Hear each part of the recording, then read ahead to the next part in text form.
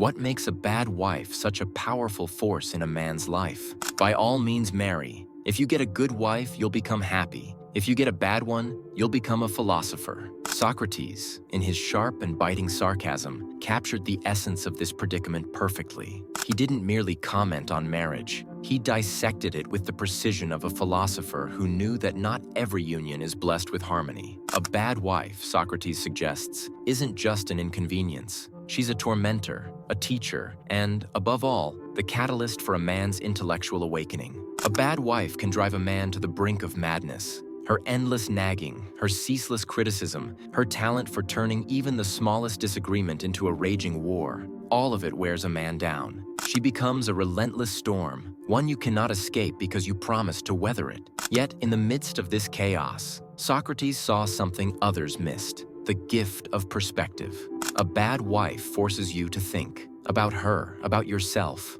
about what went wrong. She drags you unwillingly into the depths of introspection, and there, in the pit of marital misery, you might just find clarity. Socrates wasn't theorizing from a distance, he lived it. His wife, Xanthippe, was infamous for her temper, her sharp tongue, her relentless scorn. Some might pity him for enduring such a woman, but Socrates wasn't the type to wallow in self-pity. Instead, he turned her fury into fuel for his thoughts. She was, in many ways, his sparring partner, pushing him to sharpen his wit and his understanding of human behavior. A bad wife doesn't let you rest. She doesn't stroke your ego or make your days easier. Instead, she becomes the ultimate challenge, a constant presence that forces you to adapt, to defend yourself, to learn. You'll never win an argument with her, not because she's right, but because she's relentless. Her voice will echo in your mind long after the fight is over. And that's precisely why Socrates said what he did. With a bad wife, you don't get peace, you get philosophy.